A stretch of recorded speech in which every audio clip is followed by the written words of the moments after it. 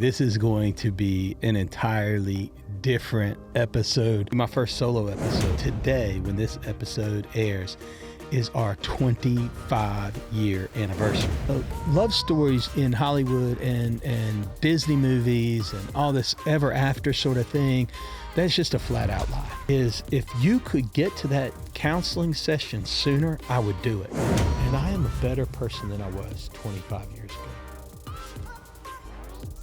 And it is only through the hard work we have endured. And it is from taking mirrors and putting them on ourselves. It is from looking at our children and seeing that I want better for them. Love isn't found. It really is forged. Buckle up. This is What the Hell Do I Know with JB. So much for watching What the Hell Do I Know with JB. This is going to be an entirely different episode than what I've done before. And the reason why is because this is going to be my first solo episode. I've never actually done a solo episode. We'll see how this goes. I'm actually setting my own timer. I've come in here to the studio and I've set up all the cameras myself.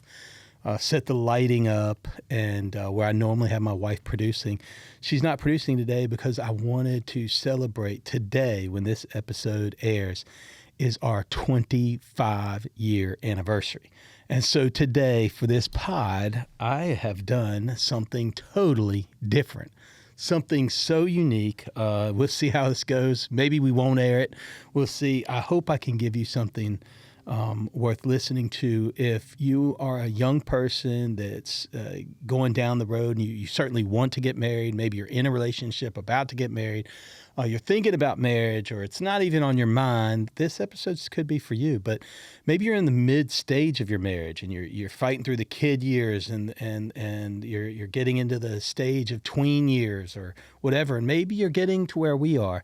And empty nesting and getting really close to that. And we still got one in the home, so I'm not throwing you out just yet, Sophia, but we still have a senior in the house. But we are almost to that empty nesting point, and we've seen a lot of life with being married for 25 years. It's February 10th, 2001, we got married. And it was an incredible day. I can remember so many things about that day.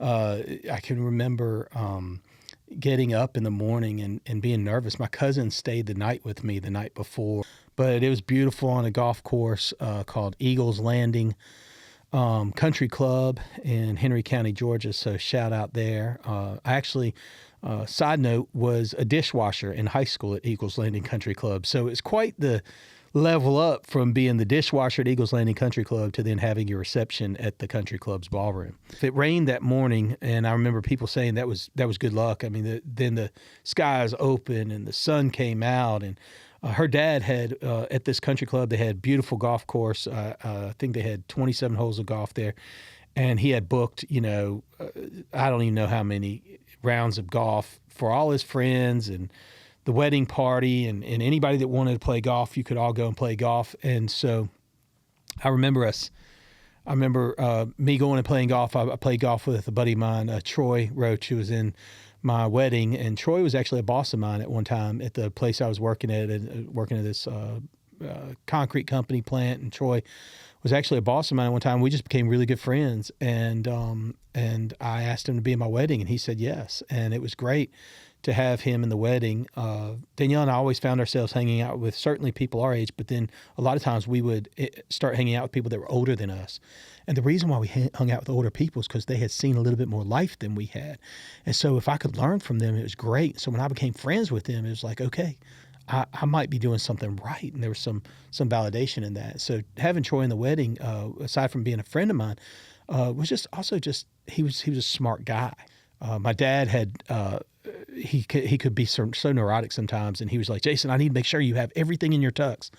And so while we played golf, he made sure that my shoes were set right and my suit was right, and I had my cufflinks, and he set it all out on the bed. And somehow he got another card into my room, and all of my buddies, when Joy and I were out playing golf, they turned my shoes over upside down because we had a Catholic wedding and my wife grew up Catholic. And so they turned my shoes upside down, and they had the words on the left side had help, and on the right side, my right shoe had me. So when I kneel down at the kneeling bench, you would have help me would be showing to the crowd.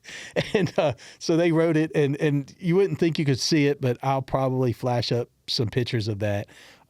Side note, they also put baby powder on the kneeling bench. So when I got up, my knees were chalked white, in this black tuxedo. And so they played a lot of games on me, and I'll never forget those. And I was so upset. Oh, I was so upset. I can remember going between a candle lighting and a song and seeing this baby powder down on the kneeling bench. And I thought it was like the people that set this up. And I was so mad at them. Under my breath, I'm looking at Danielle, and she's looking with these adorable eyes. And I'm going like, they've just ruined this wedding for you. And she was like, it's okay, Jason. It's okay. And I was really more worried about her mom. I know they had paid so much money in this beautiful wedding, and my knucklehead friends had ruined it with writing chalk. I didn't even know about the chalk on the bottom of my feet at the time. I just knew there was stuff on the kneeling bench. And about halfway through the ceremony, I remember looking at my buddies, and they could not stop laughing. They could not stop laughing. And that's when I knew it was all on them. And I thought I was going to murder them. In fact, I thought we'd never be friends again. All right, y'all, make sure you subscribe. Listen, I love that you're leaning into this show, and I love that you like, and I hope you like the content we're putting out. I'm trying to talk to as many people as I can to see all the different viewpoints, and I've got so many great people lined up this season. And I can promise you, when you continue to put your trust in this show, I want to continue to meet your expectations. One of the things, if you like what we're doing, I really need you to subscribe. It means the world to me, whether it's subscribing on Instagram and Facebook, but really subscribing on YouTube. It's a free way to support this show, but it helps to get the word out, and it helps to grow our audience. So when you subscribe, and when you comment, and when you do those things, it really is a free way to help other people see what we're doing. So go ahead. Hit that subscribe button. It means the world to us. Thanks again. But fortunately, Danielle's mother laughed and laughed, and they thought it was so much fun. And I remember our reception. I remember going around to every table and thanking them for being there. And I remember this live band, and I remember little things. I remember my buddy David, who was in my wedding, was searching for cameras because we had those little disposable cameras. Everybody could take pictures of the wedding and pictures of their viewpoint of the reception. And David, I think, was searching for one. He lifted up Danielle's dress like he thought it was like he thought it was the cover to the table, the table cover, the white cloth on the table. And he lifted up her dress, started looking at her dress. She said, "What are you doing?" And so I just remember these little moments from that wedding, and so much fun. Oh, so much fun. 25 years ago. What I do today is jump right in now to 10 questions. We'll see if I can get through all 10. Let's just see if I can get through all 10. What I threw into ChatGPT, and I haven't looked at these questions, so I may skip over some of them.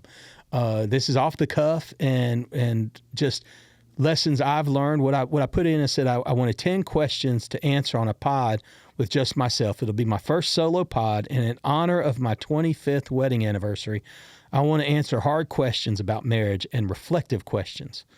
So give me 10 questions that my audience would like to hear, knowing everything you know about this podcast. So ChatGPT had this to say back to me. Love this move, JB. A 25-year marriage plus first solo pod is exactly the kind of honest, earned wisdom your "what the hell do I know" with JB audience expects.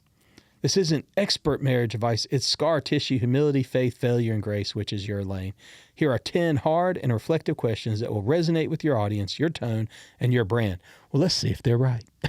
So let's dive into question 1. I'm already seeing it. This is a little much. Let's see. All right, so number 1. What's the most selfish version of me that almost cost my marriage, and how did I finally see it? Wow, chat. Let's just get on in, baby. So, oh man. Yeah, There's a number of probably selfish versions of me. I mean, anytime you think only about yourself, that's selfish, right? I think, that probably sums up probably our first 7 or 8 years of marriage. I mean, as much as I would like to have said, and I do think there's times in our first 7 years of marriage that were great. I think there are times in our first 7, 8 years of marriage that were, so Jackson was born in 2004. So he's probably 6, 7 years old. I remember we really decided we needed counseling in our relationship. And honestly, I think it's Danielle, just being open. I think there were moments in the time that when I was running the business and the family business and working inside of it, I had a tendency and have had a tendency to say that when I'm focused in on work, that I'm doing something for my family, and so when I was gone, sometimes I'd leave the house at 4 a.m. and I wouldn't be back in until 6 p.m. Sometimes longer, sometimes even longer, depending on what was happening that day at the office. And so I just felt like those 10, 12-hour days, Monday through Friday, that I was building this version and future for our family. And to a large extent, there's some truth to that. I mean, my son, I think, has a little vivid memory, some memories of being around sanitation trucks, because he would have been 4 or 5 years old, something like that. But my 2 daughters, they don't have any recollection of me not being around in those early stages. So the good news is, as I think I started to find myself more around the family, and again, my wife did a great job. But I think the self-reflectiveness, it came over time. I can remember one time I found something Danielle wrote, and quite frankly, it was probably a diary, but I saw it as a book, and I opened it up, and it was early in our marriage, and she wrote some things down that were hard to read, but it was her thoughts of how not that she didn't love me, she wanted to feel love from me in a different way, and I wasn't aware of that. And I think those things kind of broke me to see differently. But there's patterns. I think there was patterns that you learn. My parents, really, they have I come from a broken family, but they did 20 years of marriage. And I'm sure there were some great moments in it, but it was 2 emotions. It was either we were going to be really happy or we were going to be really angry. Let me tell you about my folks at True North Pest Control. They are all over Central Florida, the Emerald Coast, and all over the state of Georgia. You've got to check them out. They really are. They're family owned and operated. They care about doing the right thing and getting it right. These guys are the best pest control I've ever had in my life. I've had them when I was in Georgia. I've had them here in Florida. They are great. They're friends of the podcast. You need to tell them the jabroni sent you. They will take care of any bug issues you have. But honestly, they don't want you to have any of those issues. I mean, you get them on, you almost kind of set it and forget it. But True North Pest Control, they are your pest control superheroes. Check them out. TrueNorthPest.com. If you need floors, you need to check out Floors.com. That's FLOORZZ.com. Check them out. They are good for all your restoration, your remodeling, new build. They've got you. Give them a buzz. Tell them the jabroni sent you. They ship all over the place. So you don't have to be here in the Emerald Coast. You can be in, California and get floors from Floors.com. You could be in Texas and get floors from Floors.com. You could be in Minnesota and get floors from Floors.com. You could be anywhere, but you can get floors from Floors.com. So check them out. They are great friends of the show. We are proud to have them as our sponsors. Floors.com, FLOORZZ.com, baby. Yeah. And I didn't see a ton of love there. Now, I saw love towards me. I saw love towards my brother, but I didn't really see love in a marriage. And so the example I had set wasn't, it wasn't, I knew that wasn't a marriage I wanted, but I didn't but I could see certain patterns repeating. And, but I definitely think that selfishness of how, I don't know that I saw it. I think it was a gentle kindness from Danielle and the way she compassionately loved me.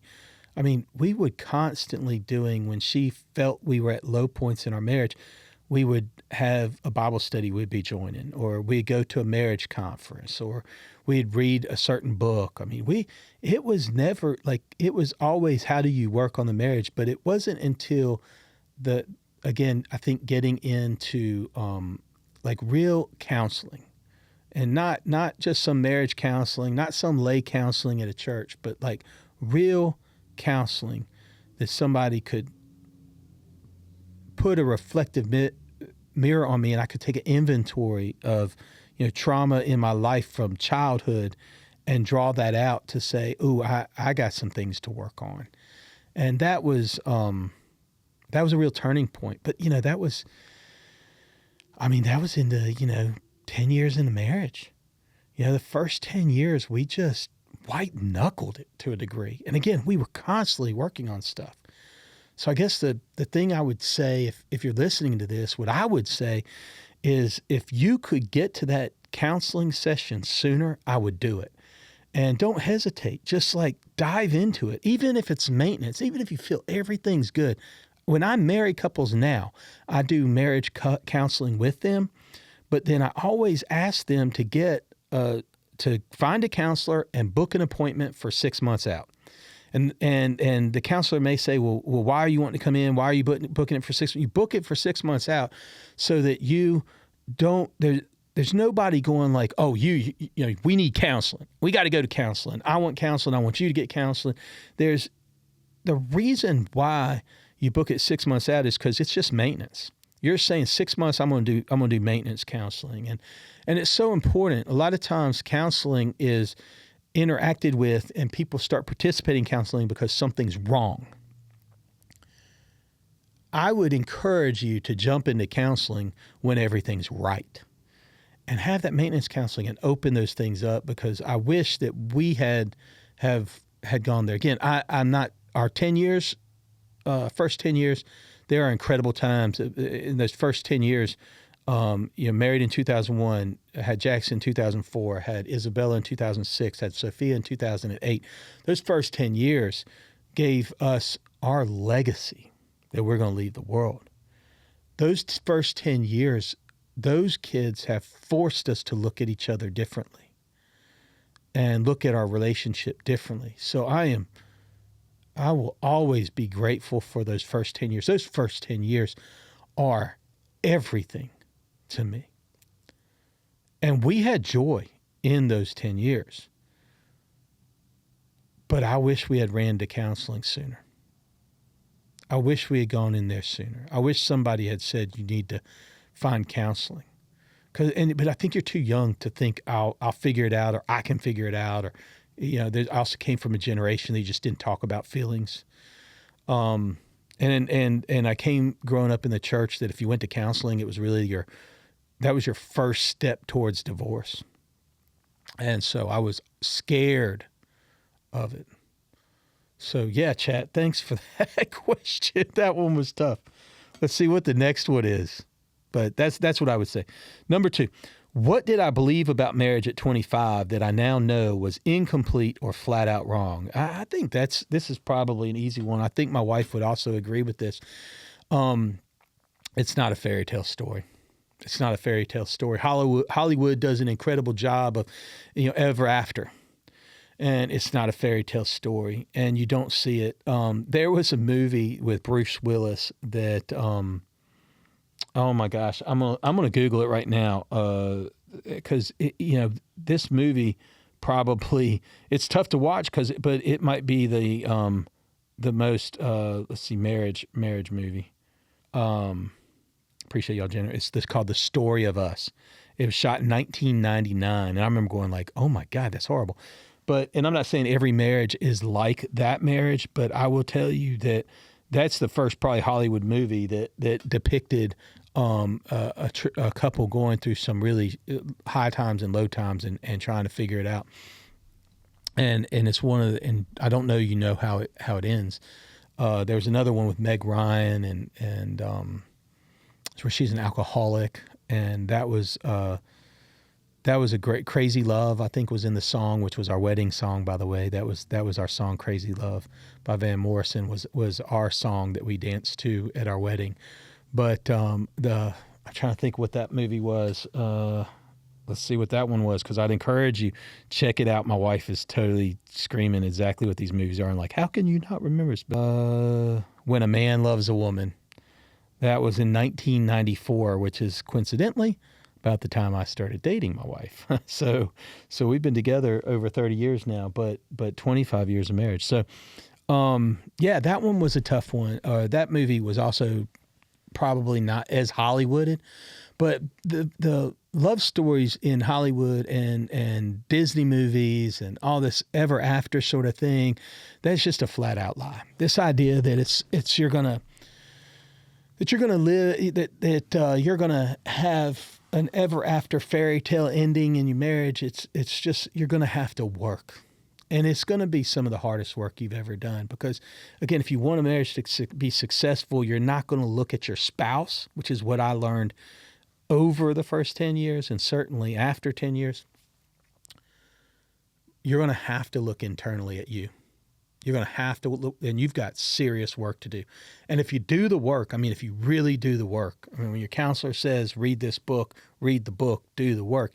When they say go and find, we did things where we'd find pictures of ourselves as kids so we could remember that we're on the home team, where you could see what it's like to have this childlike love inside of you, because you could get to that point where you just see the other person as like an opposition and not a teammate. And I think every marriage has probably been through that before. Or do they really love me? We're just coming in, and we're good friends, good to the kids. Are we good to each other? Marriage shouldn't be, it's not a box you check off in. It's a life you want to experience with somebody. But it's hard, because you both grew up in different homes, and you both saw different things, and you have different examples of marriage, and you're just different people. And so how do you marry that together? And so I would tell you that the fairy tale, it's a lie. That is a flat out lie. Let's see what number 3 says. What seasons nearly broke us, and why didn't they? I feel like, what they were talking about seasons is like money seasons, kids, stress, ego, ambition. One thing I will have to say is that, there were, I feel like in my home, I grew up in a Christian home, and I feel like humility was something that I wanted to know. But I certainly had confidence in playing sports and things like that would come out. So I think that first 10 years, especially when we were going through so much, I would find moments where we'd have humility, that we'd be in church, we'd be involved in church, we'd be involved in marriage courses, we'd have marriage Bible studies we'd do. We did a whole marriage Bible study on the Song of Solomon one time, and by the way, if you haven't read the Song of Solomon and you hadn't read it with like the footnotes and understand it, it's one of the most erotic books in the Bible you'll ever read. It's just flat out crazy. But it's a great example of how to love someone better. And so we would constantly find ourselves in small groups like that and doing things in life with other people.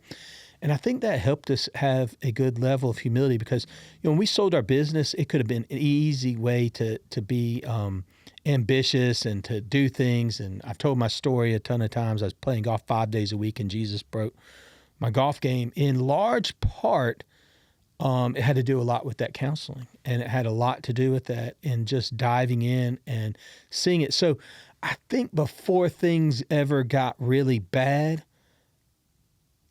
we recalibrated. We constantly were recalibrating, and finally we were calibrated enough.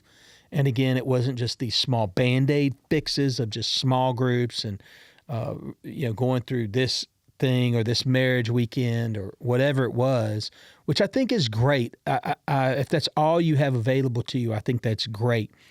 But if you can get into counseling and really do the hard work, a lot of these seasons, I don't think necessarily really broke us.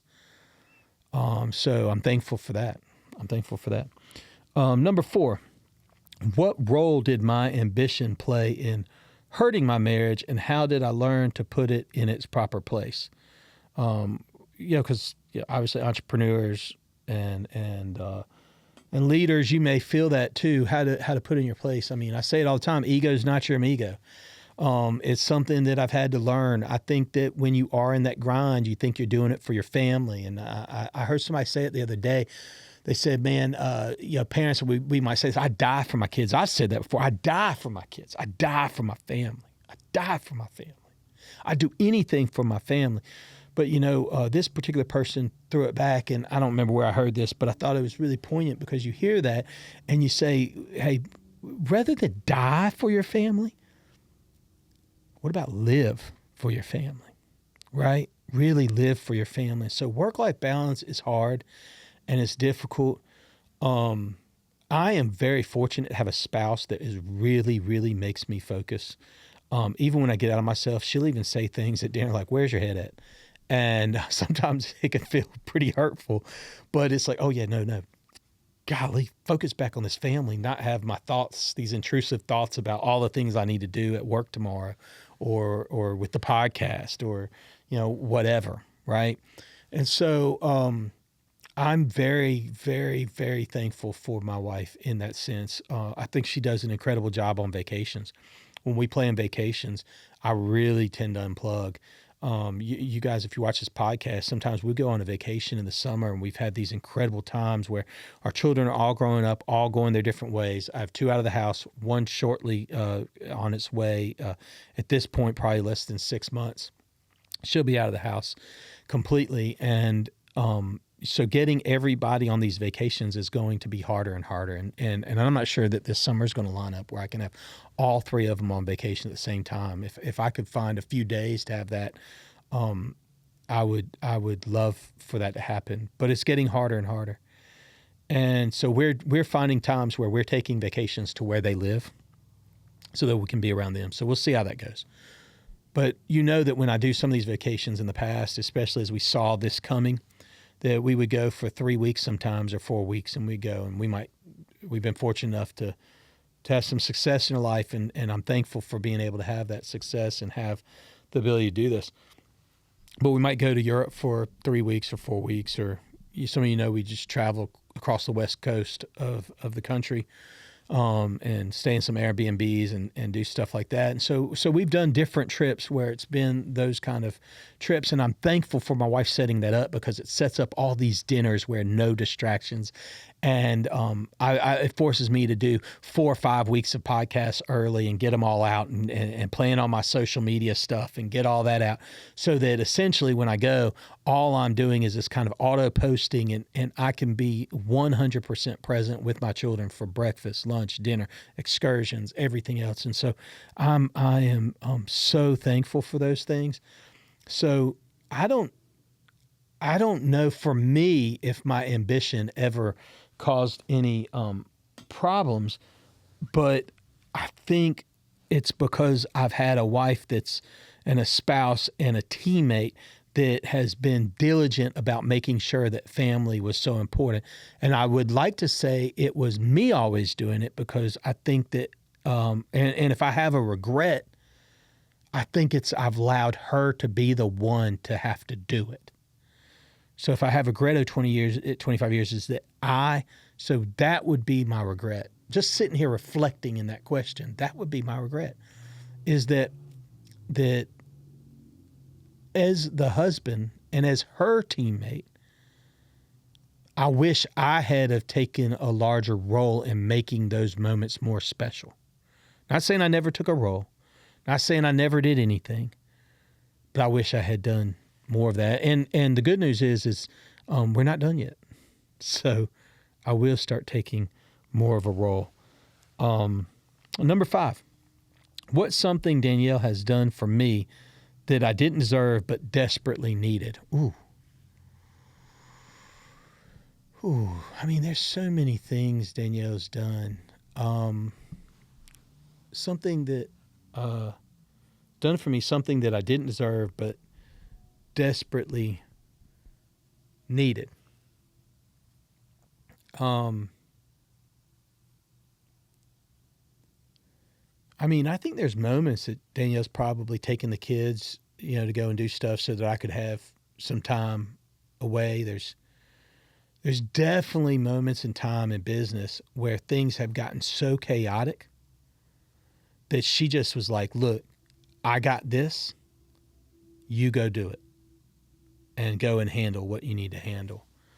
And so there are moments that I know she saw what needed to be done, and she just said, I'll hold down this, and I know you're going to be gone for whatever, a week or 2 weeks or whatever it is. Go and do that. And I got this right here. And, I don't know that I deserved it then. So that would be something that would be there. I mean, Danielle continues to give me grace upon grace. She does an incredible job of really mimicking love and this unconditional love to me. I think if we all self-reflect, you'd realize you ain't easy to live with. No, you're not everybody's cup of tea. And Danielle keeps coming back for more. I mean, she really, really loves living with me. And not all the time, but I'm so thankful for her love. So that selfless love on her end, things that I don't deserve is, again, she makes sure she plans really good trips, just the two of us. She's done an incredible job with our date nights. A lot of you know that probably starting in 2012, 2013 or so. I mean, we're over 10 years now. We've done a date night every Friday night. As soon as our youngest was, we felt comfortable with, hiring sitters. Again, pro tip, I've said this 1,000 times, pro tip, make sure you give your babysitter like the biggest payment you can possibly afford on a weekly basis. If you're going to start doing it, it'll be the best investment you've ever done. We had 2 or 3 babysitters, and we would pay, I think at the time the going rate was like $10 an hour. We'd be gone for 5 hours. Should be $50. We'd pay anywhere from $100 to $150 every Friday night for babysitters to watch us. And they would actually schedule, they wouldn't go out on Friday nights. They would do their stuff with their friends on Saturday nights. And so we would have babysitters who say, hey, can I book you guys for the next 4 Fridays? So we started having babysitters vie for like, I've got this month and that month, and then another babysitter would come on. And so we had them fighting for us. So we never had to fight. But if you do opposite that and you say, well, I'm going to pay you, if the going rate today is $20 an hour, I don't know because I'm out of that game. But let's say it's $20 an hour. It should be a minimum $100. You should be thinking about paying them $200. If you do that, you will have babysitters for life. So check it out, pro tip. But I definitely think having that Friday night date night was a massive investment in us, and that's something that she's given me a lot of grace. I don't always deserve that. I don't always deserve those moments with her. And she has done so well in making sure that we have those. So even if it's been a bad week and we haven't connected, it's where we can reconnect. And so that's very graceful. Number 6, what did I learn about conflict that completely changed how we fight? Ooh, that's a good one. What did I learn about conflict? Well, one thing I learned is that we don't know how to communicate real well. And we didn't know how to communicate real well. And there's times I wish we communicated even better. And a lot of that falls on my end. In fact, half of it certainly falls on my end. We have learned to communicate better over time. I am beginning to always see and find new ways and things that I see that frustrates her and how I respond. And so communication is key, but it would go back to the counseling that we did, the stuff we worked through. A lot of that is learning how to communicate, learning how to see the world through her eyes And then her learning how to see the world through my eyes gives her understanding that, that's part of the grace from the last question. Her understanding, how I was raised and the things that I saw and the things that I overcame and continue to work through. When she sees me working, oh man, like she knows it's not easy work, and vice versa. There are things she had to learn that weren't on her end weren't always great. And so that hard work we put together, I think that means a lot. But it certainly means a lot in how we communicate. And communication is huge, because that's really conflict resolution. It's weird to say this, but if you've ever seen like a Hollywood movie with like a negotiator in it, trying to negotiate for bombs, or there's a new one on Apple TV called Hijack. I enjoy watching the show Hijack, and the negotiating there is just really good in getting people to see different points of views and understanding and getting two people together. So it's probably not so much the hostage negotiation sort of negotiator, but let's talk like big deal sort of negotiating in the corporate rooms and spaces. Sometimes that's how you have to approach, I think, marriage. And it isn't that you're negotiating against, a bear, but I think it's like a mediator in a law firm. If maybe been to mediation would be another example, where it's like I need to see the other person's point of view.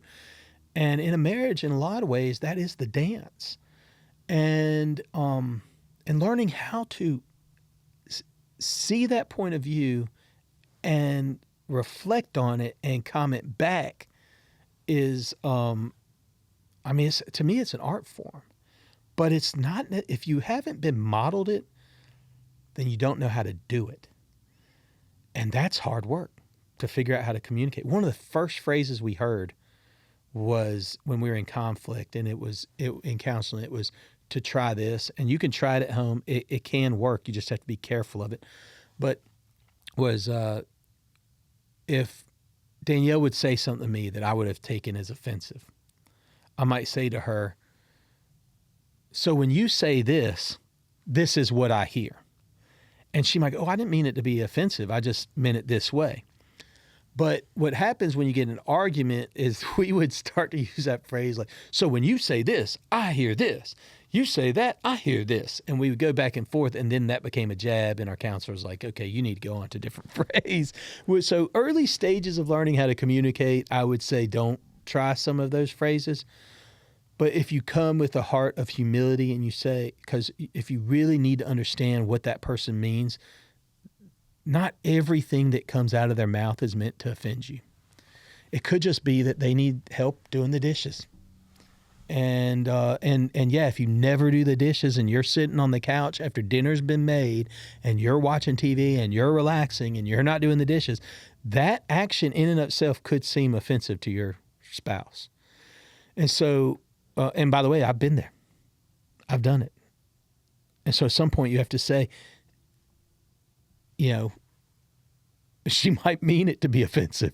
Like, can you really wash these dishes right now and not lay your lazy butt down on the couch? So sometimes it can. You say, well, when I hear that, what did you mean by that? And she'd say, yeah, I did mean to be offensive because I am. And so that's one area that I would say that we learned about conflict is that we really needed to learn how to change how we fight, because we weren't fighting fair. And we weren't fighting fair because we didn't know how to fight fair. We didn't know how to have good conflict resolution. We didn't know how to communicate appropriately with each other. And so that was really, think about this, the little games we play. This happens all the time, especially early on in marriage. I don't do it quite as much, but if I'm feeling a certain way about Danielle, and I don't know if you've ever done this as a spouse, where you just go around and you just pout. You pout until they ask you, like, why, what do you mean you don't? What's wrong? Why don't you feel a certain way? And that's just a game. It's not helpful. Why you start to learn that when you don't feel okay, you just start to say, hey, you know what? It's okay. Sometimes I'll tell Danielle. She might say, hey, I noticed you weren't feeling great. I might just say, you know what? I can't even name the emotion right now. Just the other day this happened. I was feeling something that had nothing to do with the family. It's about a situation, and I didn't feel great about it. And I just been bothered by it. And I remember she was like, "Are you okay?" And I said, "Yeah, I don't know how to pinpoint my emotions, but this is how I think I feel." Which is interesting, and brings to another point, is that if you grow up in a home that only has a couple emotions, or they suppress emotions, most people can't identify more than 4 or 5 different emotions, and there's thousands of emotions. So you might say, I have joy or anger, and if that's where you grew up in a home like that, is one of the like this bipolar home, we're either going to be really happy or we're going to be really angry. That can be tough. But did you know that there can be sadness, there can be grief, there can be exhilaration, there can be laughter, there can be contempt, there can be depression, there can be anxiety, there can be, and I've gotten to 9. I'm still trying to identify more emotions, but you have to be able to identify them to have them. Otherwise, you're stuck in, I'm either going to be joyful, I'm going to be angry. And I think that's where sometimes when I can't identify emotion, I just say, this is just how I feel. So I think, really that's something that learning how to identify emotions, learning how to have good conflict resolution was great. Let's see if I can get through a couple more here. What lie do we tell young couples about love that sets them up for disappointment? What lie do we tell young couples about love that sets them up for disappointment? I think that love is a feeling. I think that's a lie that we tell couples, that love's a feeling. I don't think love's a feeling. I think it's an action. 1 Corinthians 13, you should check it out. Read the verse. I might throw it up here post-production. But love is kind. Love is patient. Love is, 1 Corinthians 13, we might as well just read it while I'm here, because I don't have every Bible verse memorized. I ought to. I say this at every wedding. But when I think about 1 Corinthians 13, and it says, love is patient, love is kind. It does not envy. It does not boast. It is not proud. It does not dishonor others. It is not self-seeking. It is not easily angered. It keeps no record of wrong. Love does not delight in evil, but rejoices with the truth. It always protects, always trusts, always hopes, always perseveres. Love never fails. I mean, when you hear that definition, it's not a feeling. It's not a feeling. Love's an action. Love's something that I'm doing for her, for my children, for my family, and obviously in this case talking about 25 years of marriage, for her. That's what love's about. So I think, what lie do we tell young couples about love that sets them up for disappointment? That's a feeling. It's a feeling. You're gonna have to work. You're gonna have to work, and you're gonna have to work. To make sure that you are showing them love, and you got to learn, how do they need to receive love? I mean, there used to be a book, I think, Women Are from Mars, Men Are from Venus, or something like this. And it sets it up and it kind of puts it in generalizations. I think it's a little grittier than that. I think you do need to find out how your wife needs to receive love, and what speaks to her. I think you need to be asking those questions. One of the things that I'm trying to do now is when my wife, goes to meeting or meets with someone else, that I'm trying really hard to, it sounds like it's like I'm trying to try really hard. It's just because I'm a dummy, and so I have to put reminders all around me. But because it's not enough to like meet with your spouse and just kind of go through the motions. Like, how was your day? Like, what was the most interesting thing that happened? What if you asked that question? What was the most interesting thing that happened to you in that meeting? Can you tell me anything more? Yeah. What made you ask that question? What did that person say? How did they react to this? I mean, I want to know about her day, and I think that's something that I'm trying to do at a better clip. Number 8. When did I realize marriage isn't about happiness, but about formation. I'm not even sure what that means. Chat, I'm not sure about this question. When did I realize marriage isn't about happiness, but about formation? I think it probably means that you're formed through fire. That's what I think chat's probably going through and going for. At least that's the way I'm going to take it. I mean, they're not even a real person. So what do they know about marriage? But yeah, I mean, 25 years of marriage. When did I realize it's not about happiness?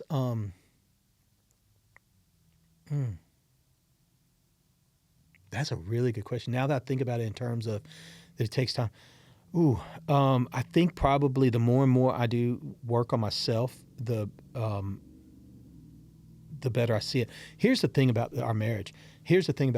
Is it has made me a better. I am a better person today than I was 25 years ago. God dang. I didn't know if I'd cry in this or not. I am a better person. I am a better person for knowing Danielle. I'm a better person for spending my life with Danielle. And I am a better person than I was 25 years ago. And it is only through the hard work we have endured. And it is from taking mirrors and putting them on ourselves. It is from looking at our children and seeing that I want better for them. It is guys, Jackson, Isabella, Sophia, you have made me. You are part of who has made me a better person from 25 years ago. Your mother and I together worked really hard on this marriage, but you guys have made us both better people. And being able to look back and see everything we went through, I would go through it all again to come out this side of marriage. I love the marriage I have today with Danielle. And I am looking forward to the next 25 years. And so, yeah, I don't know. It was definitely, in my opinion, I think it was that self-reflection of when we got in serious about work in our marriage and sought counseling and marriage counseling. I don't think there's any level of YouTube video you could watch. You can't watch me and go, oh, I got a better marriage because of it. The amount of work you have to do is held accountable through setting up counseling and going through that with someone and taking that mirror. Watching videos and doing that, it's a good start. It's Band-Aid. I'm not telling you to not do those things. And if that's all you can afford, do it and lean into your marriage, and you're doing better than most. So I don't want to say don't. But if you can afford to do the critical work that you need to do in your life, that in your marriage, that's where the formation starts to happen. All right, so number 9. What have I had to unlearn as a husband while raising kids and building a life at the same time? What have I had to unlearn? There's a lot of junk science out there. I think sometimes it's that dads need to lead. I think I shared with you that my wife has taken the lead in some areas, and I regret that I didn't help her out in some of those areas. I would say that listening, and leading together. And so I know biblically we'd say men are going to be the households of the marriage. I mean, I think there's some truth to that, but I think that when I see true biblical marriages, I really see the idea that I'm that I'm leaning into my spouse. There's one that says, "Wives, honor your husbands," and then it goes on to say, and men, love your wives as Christ loved the church. So that particular verse really sets it up. I think husbands, if you're going to be a leader, you're going to be leading so well, you're going to lead from the back. You're going to be lifting others up so well. I know a lot of people might see that and take this the wrong way because you need to lead from the front. You need to continue to be an example in your family. You need to continue to work real hard. If you want your kids to know Jesus, talk about Jesus. If you want your kids to pray with them, and share your prayers in with them. If you want them to pray, you need to be a praying person. If you want your kids to love others, they need to see you love others. If you want your kids to have an incredible marriage, you need to work hard on having an incredible marriage. Otherwise, I'm telling you, if you think that you're going to go through life and your kids will never pick, and this is 100% that I had to unlearn, is that that you could hide anything from your kids. I mean, I would venture to say that my kids knew when things were rocky and when things weren't right and when things weren't happy. But I think they saw us also work through things in real time. And so there's some regrets that I wish there were arguments they didn't see. But I also think that they saw some humility in apologizing and coming back and working through it in hard times. So, yeah, it's going to take a lot of work. And if you want to have, and that's a great way to reframe it, is that if you want your kids to have a successful marriage, you better work on a successful marriage. And if you want your kids to know Jesus, you better talk about Jesus. And if you want your kids to pray, you better pray.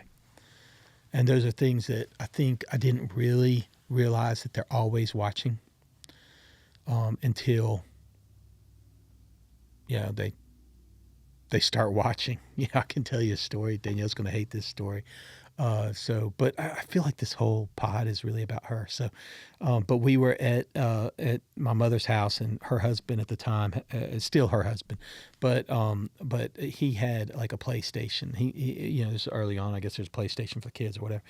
And Jackson pulled it up, and he didn't know how to turn it on. So he didn't have a whole lot of experience with it. He was really young. He was shaking the remote and trying to get it on, and nothing was coming on. And he did it again.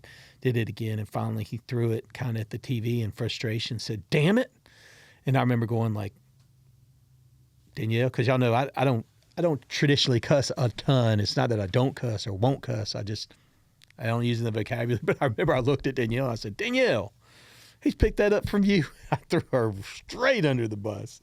And of course, he could have picked it up from me. I picked it up from TV. He did use it appropriately, though. So I appreciated him using it appropriately. But kids, those things pop up and they're always watching. But we think about they're always watching in these small behaviors. Like they're watching in how I'm angry, or they're watching in these things. What I want to tell you is they're watching in how you pray. They're watching in the nuances of your marriage. And these things come about in their marriage. And I'm telling you, as a parent, you're never going to say, "I want my kids to go through 2 or 3 marriages." I'm praying that my children don't know Jesus. Like no parent says that. If you're a believer, no parent says that. You want them to have compassion and humility, and you want them to have a relationship that's just full of love. And it's hard work, but you want them to have a spouse that will come alongside them and do all the hard work. And so, but you have to model it if you want it to be, and it'll make it so much easier for them. Not that your kids can't have a great marriage coming outside of bad ones, but it just takes even more work, and unfortunately there will be some pain along the way. Number 10, last question. I can't believe we're going to get the last question. Let's see if we can get this in. If my marriage ended tomorrow, what would I regret not saying or doing more consistently? I'm not even going to answer that question. My marriage is not going to end tomorrow. My marriage is not going to end tomorrow unless Jesus takes me home. In that sense, there's lots of regrets. Somebody told me one time they don't live with regrets, and I thought, man, how do you grow? How do you grow if you don't live with regrets? I mean, quite frankly, it's just an unhonest statement. We all have regrets, and you shouldn't live in your regrets. You shouldn't live in shame of every bad decision you've ever made. Your worst moment should not define you. But if you don't look back and have reflection on what you would like to do differently, every day I should constantly be trying to make Danielle feel like she is the most important person to me, because she is the most important person to me. And babe, I am so thankful for our relationship, and I am thankful that I saw you in that car line. I'm so thankful for that. And not everybody knows our story, so I want to tell you this story. So and I'm so thankful for finding my wife. And I think all of us, if you can think back to how you felt about that person you're with and that spouse you're with, I think it'll help your marriage. I think if you can go back to the beginning, you can certainly go back to you can find your way back if you're in a situation that you're unsure of. and you're unsteady. Does he love me? Have those tough conversations. Does she think about me? Have those tough conversations. Do they even care? Have those tough conversations. If they're a great father, a great mother, and and we're great friends, I just don't know that there's any romance anymore. Have those tough conversations. Sit down. Find ways. Figure it out. Go to work. The next generation, if we modeled marriage, the next generation could end up having some of the best marriages ever and not 59% divorce rates or whatever the heck it is these days. So we can do that. We can do it, and you can do it too. And I'd encourage you to do the hard work. It's worth it. Second marriages don't end much better. And if you get divorced after a second marriage, you almost ought to call it quits, because third marriages are even harder. But I want to tell you a story.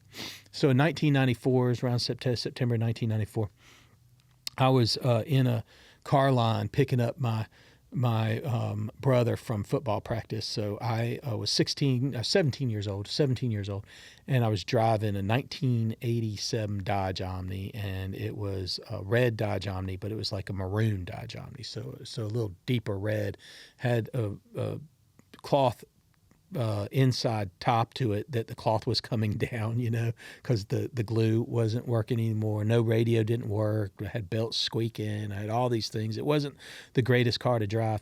But I was there, and the middle school and high school at the time where we grew up, they had just been built. And in fact, I was the third graduating class of my high school. So where we were, the middle school was right next to it. And so I drove the car from over there, and I was in the car line to pick up my brother from football practice. And the car line would go down the road, and then it would turn around and come back up the other way. So I was kind of at the end because, I wasn't Johnny on the spot. And so as it would go down and turn around, my wife, Danielle, was 15 years old, and she had a learner's permit, and she was driving her mother's Cadillac STS. And I was parked almost right next to it in this car line, as her car was facing, let's call it south, and mine, and actually probably would have been facing east, and mine would have been facing west. And so in her driver's seat, and I know I've got some friends overseas in the UK that listen to this pod and some other things, but we drive on the correct side of the road. We invented the automobile. We drive on the correct side of the road. It just is what it is. We're on the left side. So the way the cars were fixed, I could clearly see her, and she could clearly see me. I don't know if she noticed me, but I noticed her, and I looked at my friend sitting next to me, Nathan Pullen, shout out, and still a friend of mine. And I said, Nathan, who the heck is that girl? And he said, that's Danielle Colo. How do you know her? I run cross country with Danielle. He said, she's a sophomore. I said, okay. I mean, I'm a senior in high school. It's a little young, but at the same time, I promised myself my senior year I'd just date everybody. I'd been in some long relationships. I had dated somebody the previous year for almost the whole year. Prior to that, I had dated somebody for like a year and a half or something. I don't know. I was like serial monogamy. And I just was like, I'm dating, the whole class if I want to my senior year, because I'm going away. I'm going to play college ball. I'm going to play soccer away, and I won't even know any of these jabronis when I go to leave. And so she was just a box that I wanted to tick. She was really smoking hot, and I wanted to take her on a Friday night date, and let's see where it goes, right? She's going to be a Friday night date. And so I said, well, how do you know her? He said, I know cross country. So Coach Lynn, my cross country coach, I knew. And I went to Coach Lynn, and I said, Coach, I'm got all these soccer things going on, and I want to stay in shape, and it's out of soccer, and I don't really want to, practice, race cross country in any of these meets, anything. Could I just come out to practice, and I just practice with y'all? I just run with you guys. He said, sure, come on, Jason, you can run with us. So I showed up that next day or that day, and I ran cross country, and we had this dirt road. It's all developed now. This is all subdivisions in Henry County now. But I had this dirt road as Tunis Road. It was paved, and then part of it turned into a dirt road. And you'd take that road, and it would kind of meander on down to these railroad tracks. And once the fastest guys hit the railroad tracks, they'd turn around. And then the fastest girl group, when they hit the fastest guy group, they'd turn around. So everybody would turn around. And so I was with the fastest guys running down the railroad tracks, and we came back, and and the fastest girls see us, and Danielle's with the fastest girls. And I can remember that my guys, they kept running. I remember saying, "Hey guys, I'm not as good a shape as you guys. I'm gonna slow down and run with these girls now." And so I finished that run, probably another mile or so. I finished that run with Danielle and maybe a mile and a half run. And by the end of the run, we talked about so many different things. It might have been 2 mile run, to be quite honest. And I remember I got a Friday night date, and I got that date. And I was so excited about having that date. Danielle says her mother told her, years later, that she remembers Danielle walking.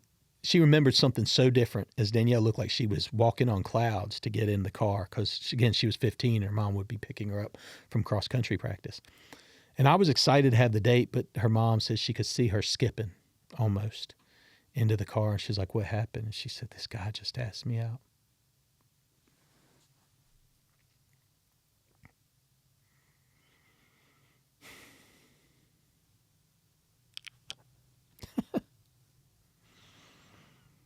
I'm telling you guys, write down your story of how you first met.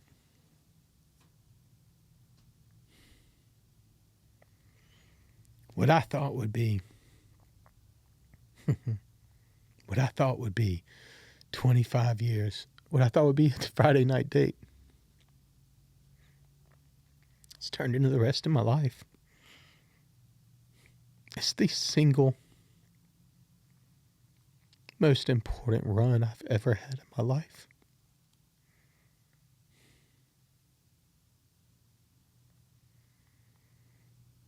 I'm a better person. I'm a better person for knowing Danielle Colon-Becker. I'm a better person.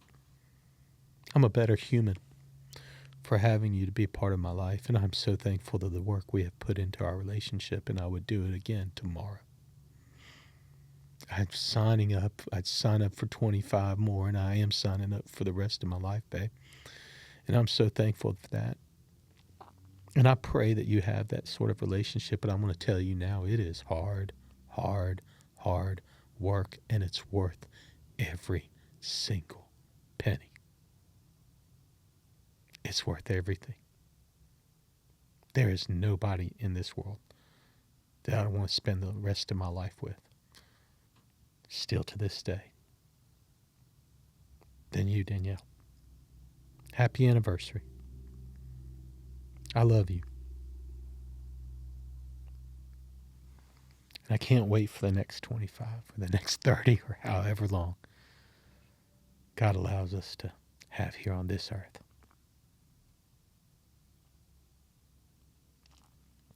I don't have 25 years figured out completely, I can tell you that. I'm still learning. I still have ways to grow. I just know this. Love isn't found. It really is forged. And it'll cost you more than you think.